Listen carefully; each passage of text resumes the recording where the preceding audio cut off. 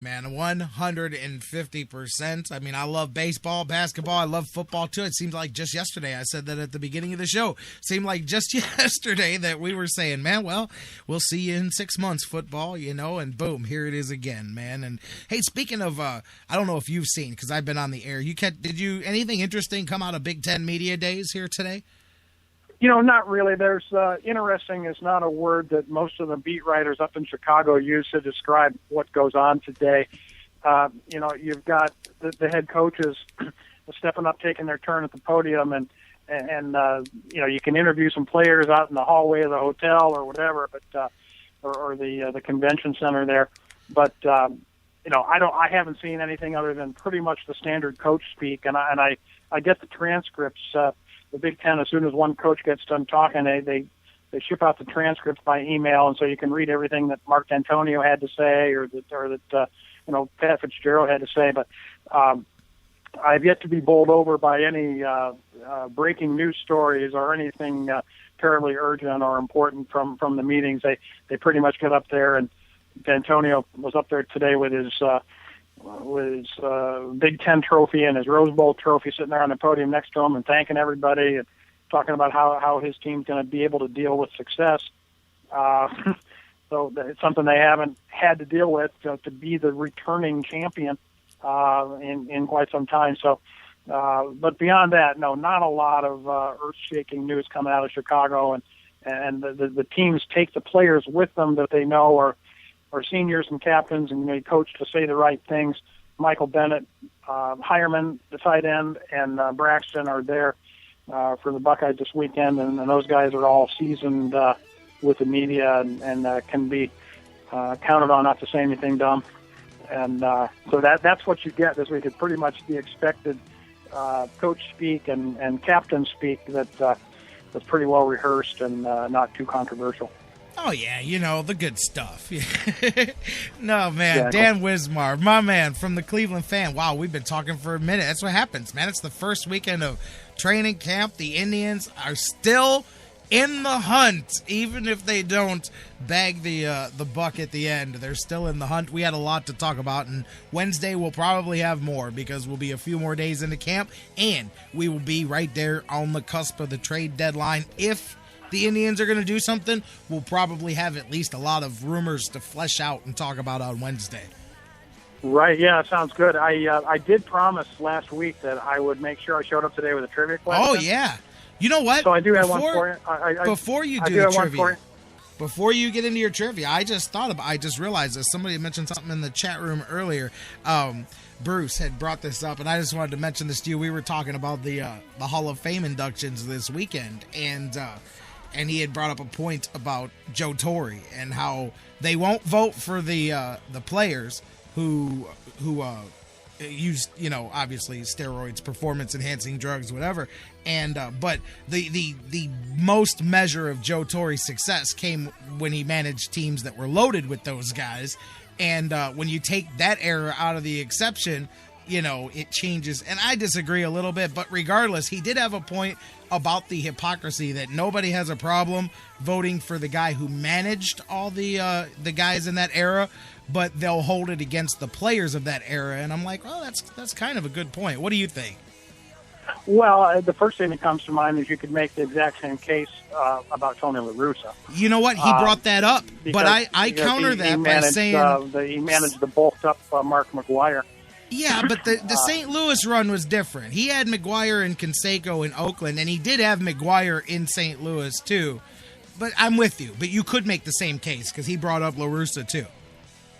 Yeah, but I don't think you can hang the label of hypocrisy or inconsistency or double standard or whatever on a guy like Joe Torre, who was hired by the club to manage the players that the general manager handed them to use. That's what I said. I just think that going there for criticism or for an accusation of a double standard is, I just think maybe a little bit off base, a little bit unwarranted.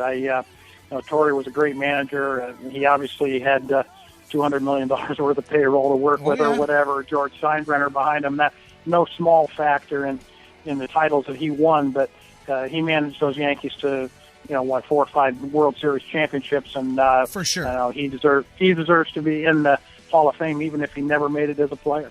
See, and that's where I was at with that is, the players, they actively chose to cheat. Now, even if those managers knew that their lineup was full of testosterone up and down, they couldn't prove it, and they couldn't do anything about it if they wanted to, because that's not their deal. That's somebody else's department. Now, you could say everybody passed the buck, because they all did. We know that. But I agree with you. Like, it'd be one thing if you had coaches who... Now, if you had knowledge that, let's say, Joe Torre was like...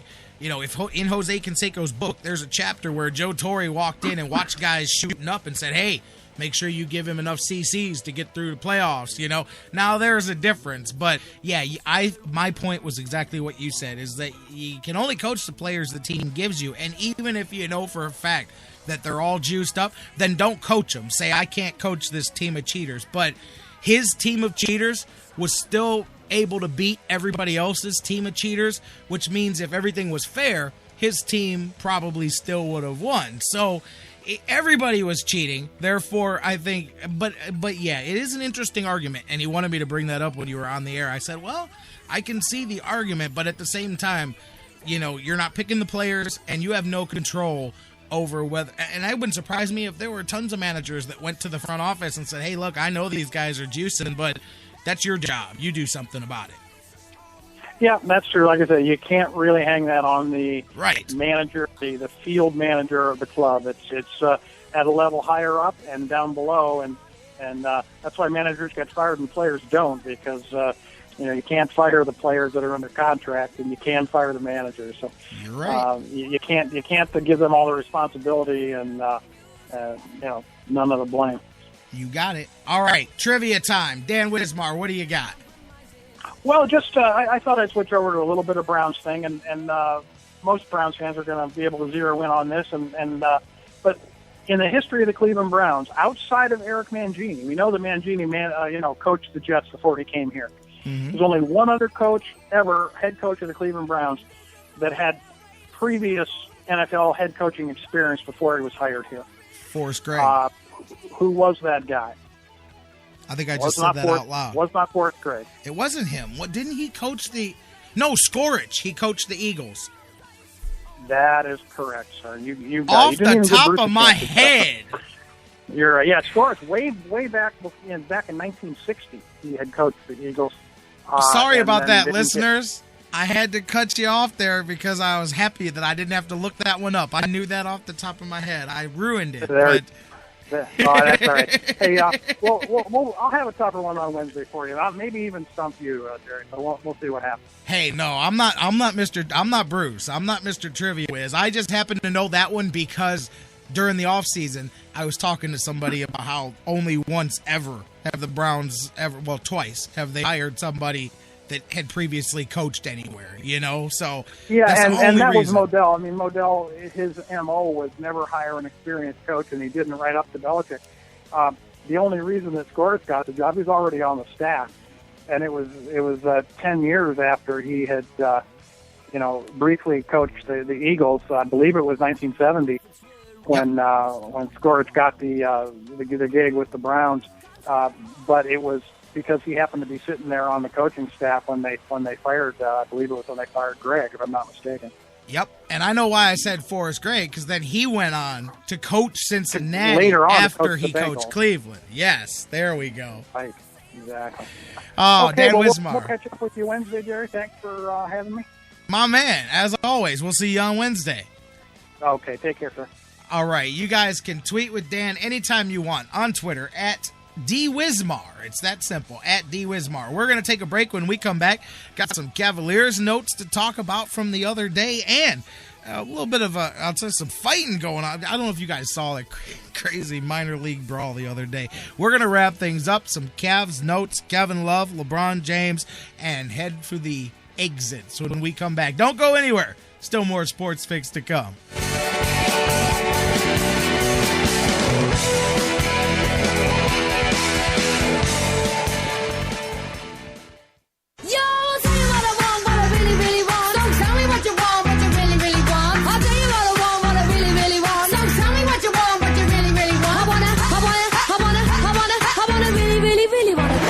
to the Sports Fix. If you want to be my lover. Hey guys, before we go to the break, I want to talk to you a little bit again about our good friends at Harry Buffalo North Olmsted. Of course, you know during Brown season, we're there each and every week. What a fun time it was last year. But not just that, so many more reasons for you to check out the Harry Buffalo today. The UFC, the Ultimate Fighting Championships, some of the hottest fights in the world today. Each and every one of their huge events. Harry Buffalo is one of the few places in Northeast Ohio you can go there and watch each and every UFC fight at the Harry Buffalo. And let me tell you, I've been there. The people are out the door. They are to the rafters. It is one of the craziest environments for some UFC fights. Wing Mondays, they've got great deals on wings and drinks, and every day of the week there's a different special, a different deal. And don't forget the Bison Burger, the unbelievable. It is the combination of a fantastic burger and eating healthy combined into one unbelievable sandwich. You have got to get a Bison Burger while you're there. So whatever you're looking for, whatever day of the week, Monday through Friday, Saturday, Sundays, there's something for you at the Harry Buffalo North Olmsted, just outside Great Northern Mall. Check them out today. Harry Buffalo, join the herd. It's an addiction. The Sports Fix. We'll be right back.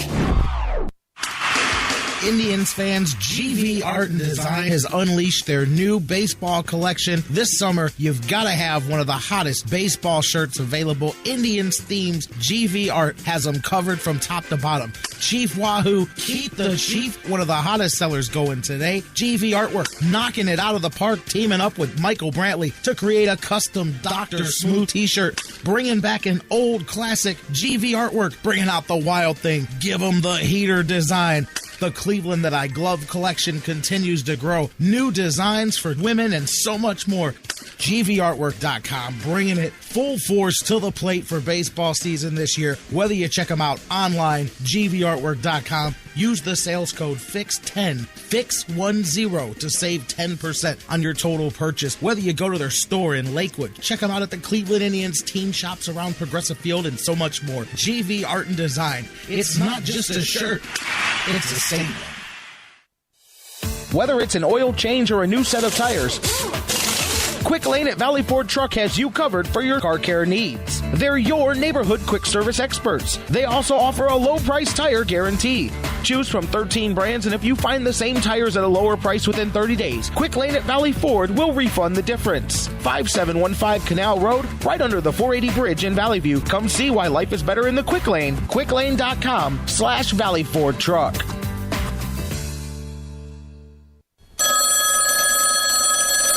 This is the Sports Fix. What is your name? I'm the dude. So that's what you call me, you know?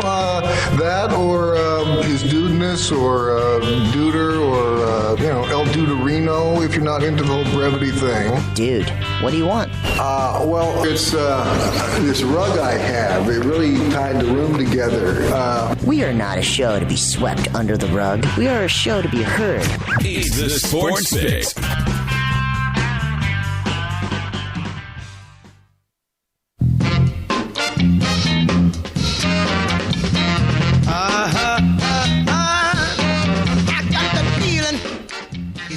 Feeling. I got that feeling. That end of the show feeling. Monday. Man, what a long show today, too. Just keep in mind that we went so far over time today. In case I decide to cut one of these shows short this week, you guys will know that it balances out in the ledger book of life. Welcome back. J-Rock back with you across the Sports Fix Radio Network as we roll on final segment of the show. And tell you what, LeBron James had that feeling to change his jersey. Word came out. I saw a picture the other day of the millions of T-shirts lined up that just got shipped in, ready to go. They've been in standby. They had like all these prefabbed LeBron James Cavaliers stuff.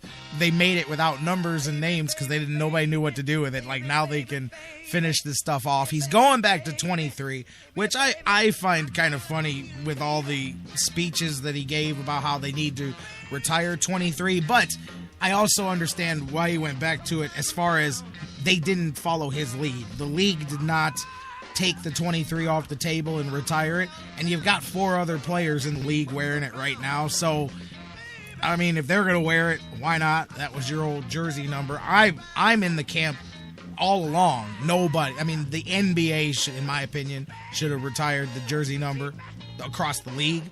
but they never did. That's their choice. I would have never let anybody